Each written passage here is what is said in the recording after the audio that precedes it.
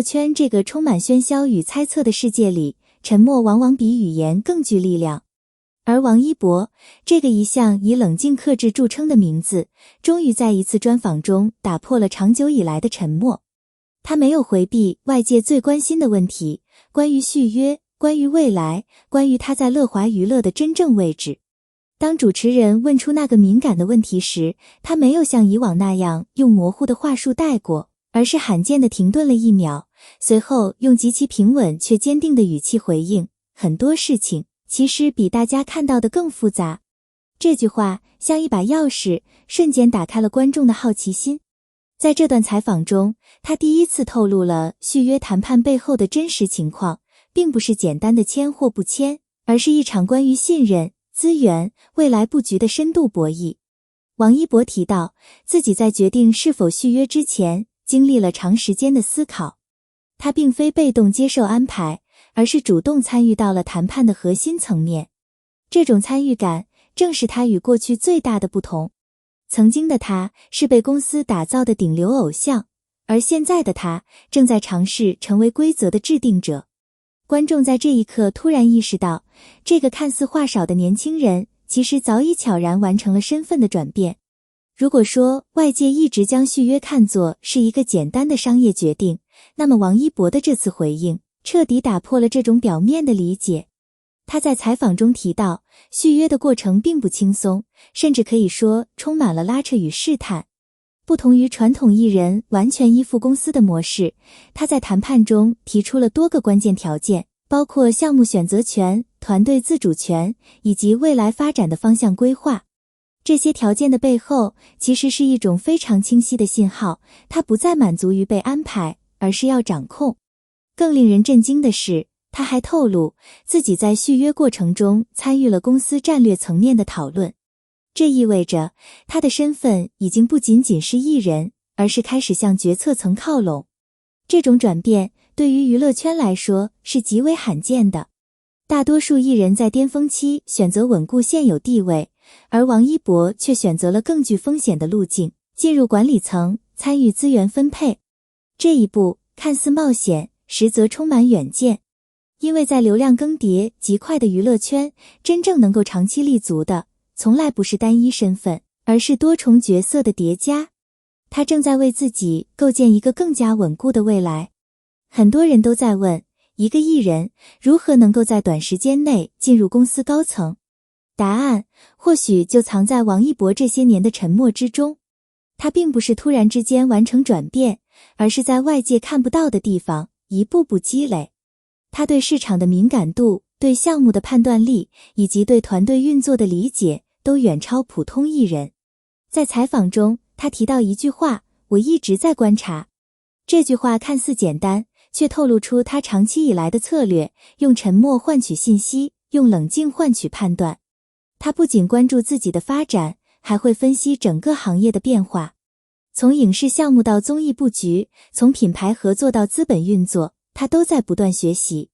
正是这种全局视角，让他逐渐具备了进入管理层的能力。而当机会真正来临时，他并没有犹豫，而是果断抓住。这不是运气，而是准备已久的结果。一个更值得思考的问题是，为什么乐华娱乐会选择让王一博进入高层？答案其实并不复杂。首先，他拥有极高的商业价值和稳定的市场影响力，这为公司带来了持续的收益。其次，他的个人形象极为稳固，几乎没有负面风险，这在娱乐圈中尤为重要。但更关键的是，他具备长期价值。不同于一些依赖短期流量的艺人，王一博的发展路径更加多元。他既可以是演员、歌手、舞者，也可以是品牌代言人、项目投资者，甚至是管理者。这种多维度的能力，让他成为公司未来布局中的重要棋子。而乐华娱乐的这一决定，也可以被看作是一种前瞻性的战略调整，将核心艺人培养为管理层，从而实现利益的最大化。换句话说，这不仅是王一博的机会，也是公司的一次大胆尝试。当然，这样的转变也引发了不少争议。有人认为他年纪尚轻，缺乏足够的管理经验，也有人质疑这是否只是公司的一种包装策略？面对这些声音，王一博在采访中并没有正面反驳，而是淡淡地说了一句：“时间会证明一切。”这句话既是回应，也是态度。他并不急于证明自己，而是选择用实际行动去回答所有质疑。这种从容与自信，恰恰是他最大的底气。事实上，真正的改变从来都不是一蹴而就的，它需要时间，也需要耐心。而王一博显然已经做好了长期作战的准备。如果说过去的王一博是为了舞台而努力，那么现在的他，目标显然更加宏大。他在采访中提到，未来希望能够参与更多幕后工作，包括内容制作、项目投资以及艺人培养。这意味着他正在从被选择者转变为选择者。这种转变不仅改变了他的职业路径，也重新定义了他的价值。他不再只是一个被粉丝追逐的偶像，而是一个可以影响行业走向的人。而这或许才是他真正的野心。王一博的这次回应不仅仅是一场简单的采访，更像是一次宣告。他在告诉所有人，自己已经不再是过去的那个艺人，而是一个正在崛起的新型掌控者。这条路充满未知，也充满风险，但正因为如此，才更加令人期待。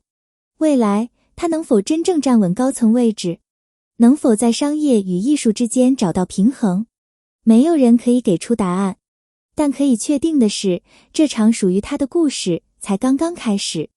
当王一博完成从艺人到公司高层的跨越，外界看到的是光环，是掌控力，是话语权的提升，但很少有人真正去思考，站在那个位置，他究竟要承受什么？权力从来不是免费的。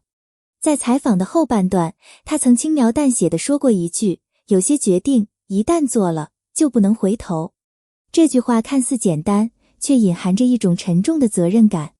因为当他不再只是被安排的艺人，而是参与决策的人，他的每一个判断都可能影响的不仅是自己，还有团队、公司，甚至其他艺人的未来。这种压力是孤独的。过去，他只需要专注于自己的表演、舞台、作品，而现在，他需要考虑市场、资本、风险、回报。他要学会在理想与现实之间找到平衡，在艺术与商业之间做出取舍。更重要的是，他开始失去犯错的自由。一个艺人可以试错，可以转型失败再来，但一个决策者每一步都必须谨慎，因为错误的代价被无限放大。这种身份的转变让他不得不变得更加冷静，甚至更加克制。而这种克制也让他变得更加孤独。因为很多时候，他不能再像以前那样随意表达情绪，不能轻易展示脆弱。他需要保持稳定、理性，甚至是不可动摇的形象。这是一种成长，但也是一种代价。或许，这正是为什么他在镜头前越来越沉默，不是没有话说，而是每一句话都变得更加慎重。而观众看到的是一个更加成熟的王一博，但看不到的是他在高位之上独自承受的一切。如果说王一博的转型只是个人选择，那么他的真正意义或许远不止于此。因为他的路径正在打破一个长期存在于娱乐圈的隐形规则，艺人只能是艺人。一直以来，大多数艺人的命运掌握在资本与公司手中，他们是被打造、被包装、被推向市场的产品。即便站在顶流位置，也很少有人真正参与到资源分配与战略决策中。但王一博正在试图改变这一点。他不满足于成为流量的承载者，而是要成为流量的操盘者。这种转变一旦成功，将对整个行业产生深远影响。因为这意味着艺人不再只是被选择，而是可以参与选择。在未来，或许会有更多艺人开始思考，是否可以像他一样进入更高层的领域，掌握更多主动权。而公司也可能开始重新评估与艺人的关系，不再只是管理与被管理，而是合作与共建。这是一种全新的模式，